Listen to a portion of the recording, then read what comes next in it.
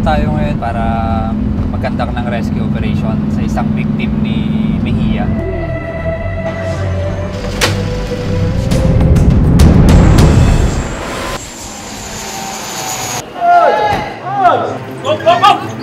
Si Teddy J. Mejia ang tinaguriang most wanted sex trafficker ngayon sa Pilipinas. Mastermind siya di umano sa pang-aabuso ng mahigit 100 mga batang Pilipina online habang siya ay nasa Middle East. Atas mo na. Makikita niyo po sa aking kaliwa ang puwersa ng Philippine National Police na nakabantay dito po sa VIP area ng Terminal 3. Isa sa pinakamalaki itong kasong ito at isa sa pinaka-nakakatakot. Mabubulok sa kulungan tong taong to, sinisigurado namin yun. Is na po. Sa kanyang pagka-aresto, hindi nagtimpi ang suspect at isiniwalat ang lahat tungkol sa kanyang krimen. Tumatakbo ngayon, Teddy, 111 yung binabanggit na biktima mo, Teddy. Pero nauunawa mo ba kung gaano kalaki itong... May mga hindi pa sila na-trace, sir. Ang ilan sa kanyang mga biktima, buong tapang na ibinahagi sa resibo ang naranasan nilang panlilinlang at pang-aabuso online. Nagsasend niya po ako ng pictures ko po na nakahubad. Sabi po niya na hindi niya daw po kakalat yun.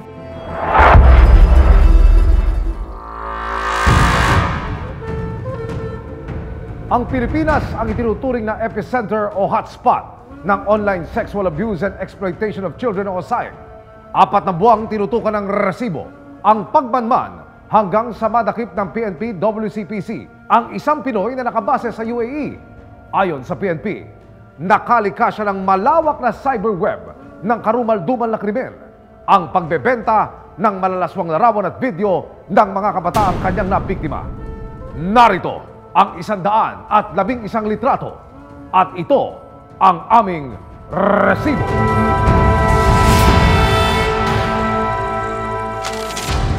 Ang tanggapan ng Women and Children Protection Center ng Philippine National Police ang unang nakatanggap ng report tungkol sa isang makalay na online channel. Meron kaming natanggap na complaint regarding daw sa isang channel na nagpapalabas ng mga malalaswang picture ng mga bata. At ito ay binebenta online. Hindi lang dito sa Philippines, kundi sa ibang bansa din. Nang mapasok ng mga otoridad ang sinasabing online channel, dito na tumambad sa kanila ang daan-daang maseselang larawan at video ng mga menor de edad na Filipina at ang pinakabata, 9 na taong gulang. More than 100 ang bata na biktima. Doon pa lang sa unang channel na nakita namin. 3 channels ang meron siya. At sa bawat channel, 30,000 ang kanyang mga subscribers. Paano mag-operate itong grupo na ito? Yung bata na parating na sa internet ay kinakausap nila at nag-assume sila na sila ay kasing edad din ng bata. I-groom nila, kakaibiganin nila, and then they will offer yung mga load sa cellphone para bigyan siya ng pictures. Sa patuloy na pag-iimbestiga ng mga otoridad sa itinuturing nilang pinakamalaking kaso ng online sexual exploitation of children o SAIC sa bansa, nadiskubre din nila ang lantarang panlilinlang di umano ng suspect sa mga menor de edad. Pag nabigyan na siya ng pictures, i-crop nila yung pictures na magmumukhang yung bata ay nakahubad.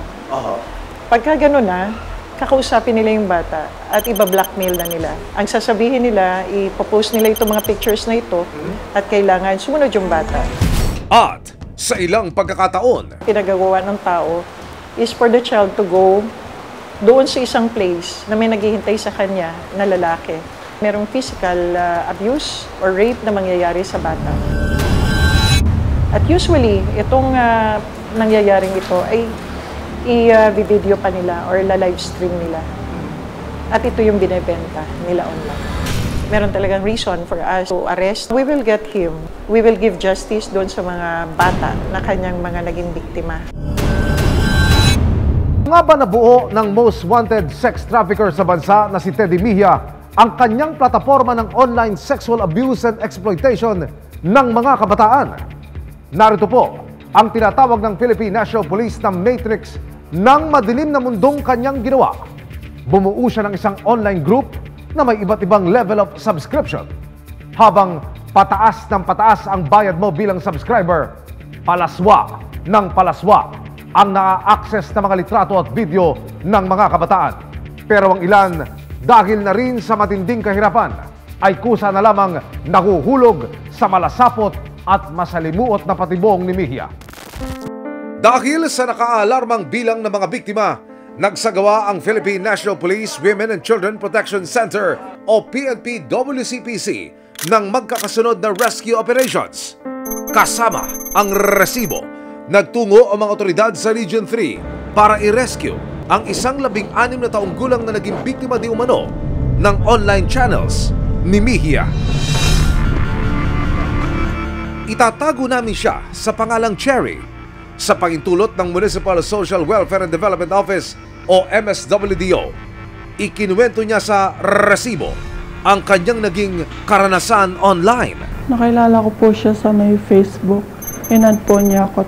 And then, naging magka-close po kami. And then, nanliligaw po siya. Ayoko po. Okay lang daw po sa kanya. Basta magkaibigan lang po kami. Nang makuha na ng suspect ang loob ng dalagita, dito na raw nagsimula ang paghingi ng malalaswang larawan ng kanyang bagong kaibigan. Doon niya po ako inaalok ng pera. Kapalit po nung pictures na nakahubad. 3 beses po. Kada linggo po. Tapos may kasama pong video. Pero mali ang akala ni Cherry na pribado ang pag-uusap nila ng suspect dahil kalaunan inilalako na pala online ang mga sinedyang litrato at video. Pagkatiwalaan ko po sabi niya na hindi na po niya ikakalat. Gustuhin man daw niyang magsumbong sa kanyang pamilya. Tatakot po ako baka pagalitan po nila ako. Lalo na po mahirap po hanapin yung nakausap ko po. Kasi sinabi po niya na taga-ibang bansa daw po siya. Hindi na lalayo sa karanasan ni Cherry ang pinagdaan ng bangungot ng 16 na taong gulang na si Isabel. Hindi niya tunay na pangalan. Sa pahintulot ng pamilya ng dalagita, nakausap ng resibo si Isabel. Kwento niya, nakilala rin daw niya ang suspect nang magpadala ito ng friend request sa kanyang social media account nito lang nakaraang taon. Nag-hi lang po siya, tapos kung pwede daw po makipagkaibigan. Pero ang pakikipagkaibigan sa kanya ng lalaki may masama na palang motibo. Noong una po sa Facebook po kami nag-uusap, tapos nung sabi po niya sa akin na hack daw po yung account niya sa Facebook, kaya pinalipat niya po ako sa ibang social media platforms. Tapos doon na po kami nag-usap. Yung nagtanong po siya na kung gusto ko po daw ng pera, tapos yun, nag-offer na po. Dito na nagsimula ang suspect sa paghingi ng maseselang larawan at video kay Isabel. Yung katawan po, yun po yung in-offer niya po sa akin. May mga presyo po, like sa picture, yung sa pang itaas, tapos may mga presyo din po na matataas, nasa full body, ganun po. At sa ilang pagkakataon na hindi raw nakasusunod agad si Isabel sa pinag-uutos sa kanya ng suspect. Pinipilit niya po ako, sabi niya mag-send na. Ang alam ko lang po kasi yung mag-send lang ako, tapos yun na po. Sa loob ng halos 3 buwan, hindi na raw mabilang ni Isabel kung ilang maseselang larawan at videos na ang naipadala niya sa suspect. Natatakot po ako nun, pero sabi po niya na hindi niya daw po kakalat yun. Tapos hindi pa rin po nawala yung takot ko, pero naniwala pa rin ako. Labagban sa loob ng dalagita, natanggapin ang alok ng suspect. Ito lang daw ang naisip niyang paraan para masuportahan ang kanyang pag-aaral. Maraming bagay po kasi na kailangan namin sa school, lalo na pag sa mga project na po namin, hindi po ako nakakabili, kaya mababa po yung grado ko. Hindi ko naman po talaga kailangan ng pera, hindi ko po yun magagawa. Malinaw po na tinutumbok ng PNP sa matrix na ito si Teddy Mejia bilang siyang ulo ng criminal syndicate. Meron ng mga araw na itinuturo naman sa ilalim ng kanyang litrato ang mga binabanggit pong mga tauhan ni Mejia na siyang nagpapakalat ng mga pornographic materials na ibinebenta sa publiko. Kung saan-saan lugar, nakasaad din po rito. Hindi lang pala sa Asia, pati ho sa Europa, partikular ang mga bansang Germany, Denmark at France. Pati ho sa Australia, pati pala rito sa Canada at sa Brazil, kabilang ho sa mga bansang itinuturing na maraming parokyano ang grupo ni Mejia.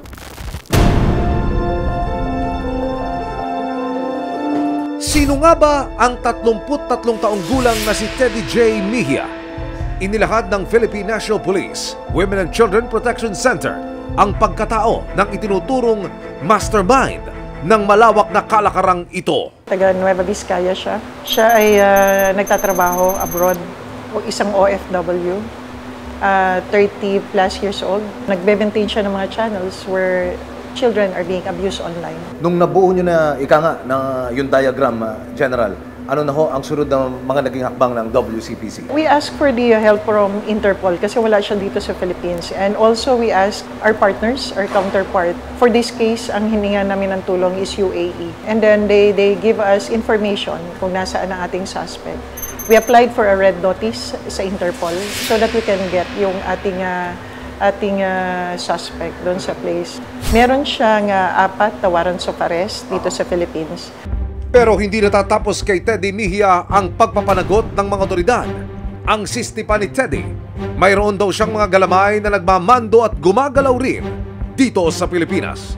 Marami siya ditong, ito yung mga nakikita natin na if in case yung bata ay mag-groom na niya at kailangan niya yung mga live stream video.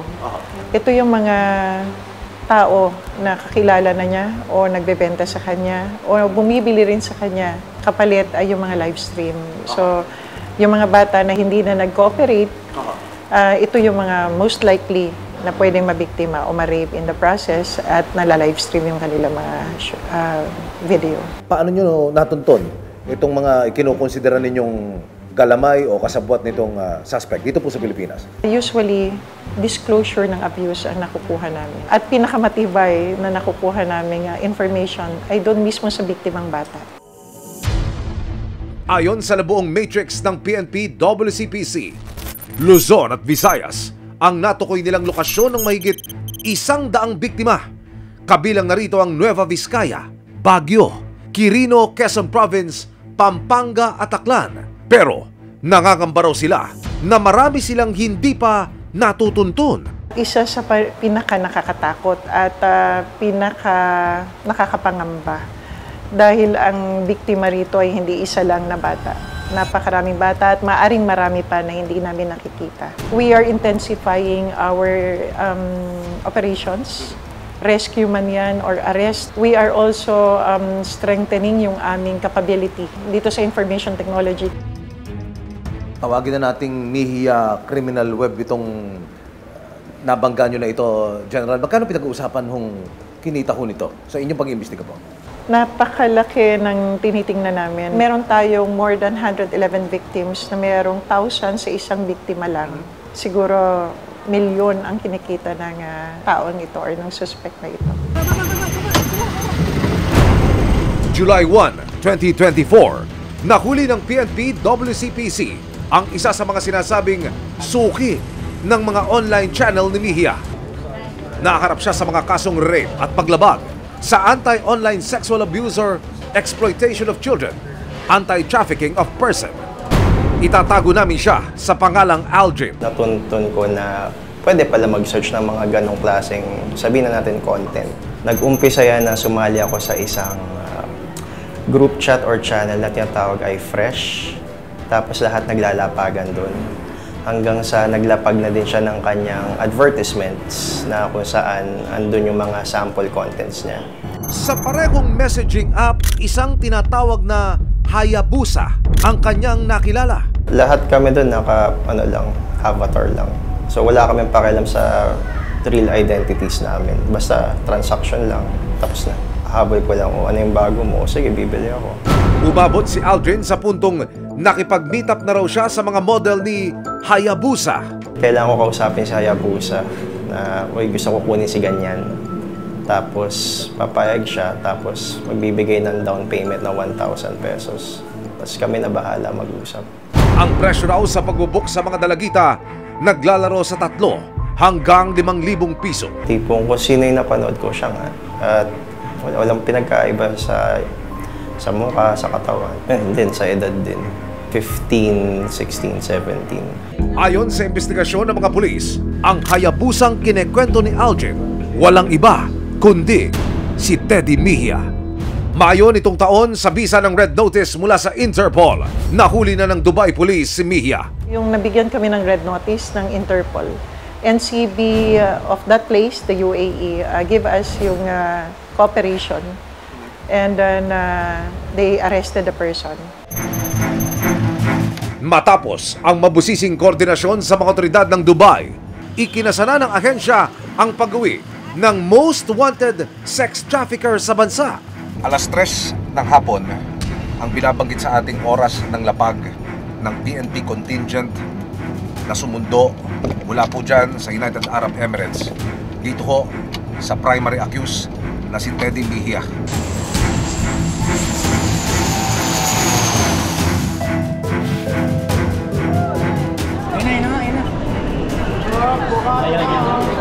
Maya-maya pa, dumating na si Teddy Mejia.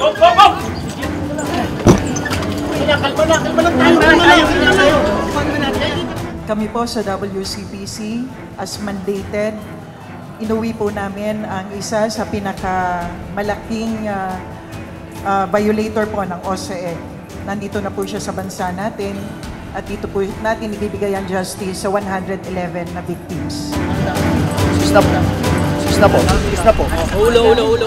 Ang isda raw nahuhuli sa bibig, kaya sa pambihirang pagkakataon, sa bibig mismo ng nasukol na si Mejia manggagaling ang mga nakaririmarim na kwento ng pang-abuso at eksploitasyon na idinulot niya sa mahigit 100 kabataan na kanyang biniktima. Isa ba itong paghuhugas kamay o bukas sa loob na pag-amin at pangungumpisal? Paano ka nagsimula sa ganyang klase ng pagkakakitaan? Na nagbabasa-basa lang po ako dati. Sabi ko, subukan ko din. Doon na po ako nawili. Kumikita ng pera. Anong taong ka nagsimula niyan? Last year lang, sir. March, ang alam ko, sir, maalala ko. Doon, nagsimula ka sa ganun lang, kamo, kukuha ka lang ng picture, lalagay mo rin sa kumbaga, very basic. Bibili po ako sa babae ng picture niya ng, ganito, nakababad po siya. Okay. Then ako naman po, ibebenta ko po lang, kaalam-alam yung babae. Imahe lang po muna yun. Then pag gusto niya magbenta ng sex video niya, kung gusto niya ho, bibilihin ko ho. Sino yung kapareha niya ron? Minsan ako yung nagre-reto ng lalaki, minsan siya po yung naghahanap ng lalaki. Halimbawa, meron ng pares, may nabuo ng pares. Yung video ho, bibilin ko po. Ngayon, ibebenta ko din po ulit. Kadalasan, anong edad nito mga bata na ito? Nito mga babae na ito na ginagawa mong talent? 13 to 16 years old po, sir. 13 to 16 years old. So ito'y puro menor de edad ito. Inamin din ni Mejia kung paano siya nagkukubli sa likod ng mga peking pagkakakilanlano identity para kaibiganin ang mga inosenteng bata online. Minsan ba humantong din na ikaw mismo dinadaya mo yung sarili mo? Hindi ikaw nagpapakilalang ikaw at ninanakaw mo yung identity ng iba? Paano yun? Paano mo ginagawa yun? Gumagamit pa ako ng ibang litrato, gagawa ng Facebook account para makipag-usap po sa kanila. Doon ko po sila pinakausap ng ganito, ganyan, bibili ako sa'yo ng ganito, babayaran kita. Ayun ha, doon na po nangyayari yung transaction. Teddy, paano ka kumukuha ng sabihin na nating kliyente? Kumbaga, ano yung number 1 requirement? Madada yung lalaki, dapat ganun, sir. Palakwento sa chat. May itsura yung profile. Ako kasi tamang ad lang din kasi ako sa Facebook, sir. Kung tamang alok din. Kung sino yung papayag, din po ako. Ayon pa kay Mejia, hindi lang daw mahigit 100 ang kanyang mga nabiktima. Tumatakbo ngayon, Teddy, 111 yung binabanggit na biktima mo, Teddy. Ito ba ay sapat ang bilang, kapos, o sobra pa? Sa'yo naman galing mismo? Sa investigasyon nila, tama ko. Ganun karami? Apa. May mga hindi pa sila na-trace, sir. Ikaw ngayon nahaharap sa mabigat na kaso. Anong masasabi mo, Teddy? Nagsisisi na ho ako sa mga nabiktima ko. Sorry. Ito ako ngayon. Pagdudusahan ko yung ginawa ko. Sa ngayon, nasa pangangalaga ng kanilang Municipal Social Welfare Development Office ang mga batang na-rescue ng PNP WCPC. Sa pagdaan nila sa nararapat na intervention at healing process, bit-bit nila ang mga napulot na aral. Gusto ko lang po na makulong siya. Maramdaman niya po yung sakit na naramdaman po namin ngayon. Ngayon, mahirap man pong mag-move on sa nangyari sa akin, pero unti-unti naman po ako nag-heal. Gusto ko pong makapagtapos ng pag-aaral para balang araw is maging successful po ako. Natutunan ko po na huwag po agad-agad nagtitiwala sa ibang tao na hindi ko pa po kilala. Promise ko po na hindi na po yun mauulit.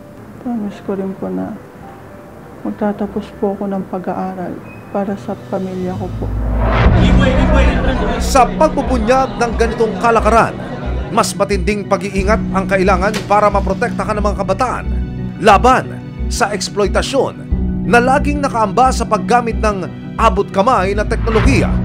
Magkublima ng mga mapanamantala sa likod ng kanilang mga gawa-gawang pagkakakilanlan, mananatiling nakabantay ang mga alagad ng batas, maging ang resibo para ilantad at buwagin ang sistematikong paraan nila ng pang-aabuso.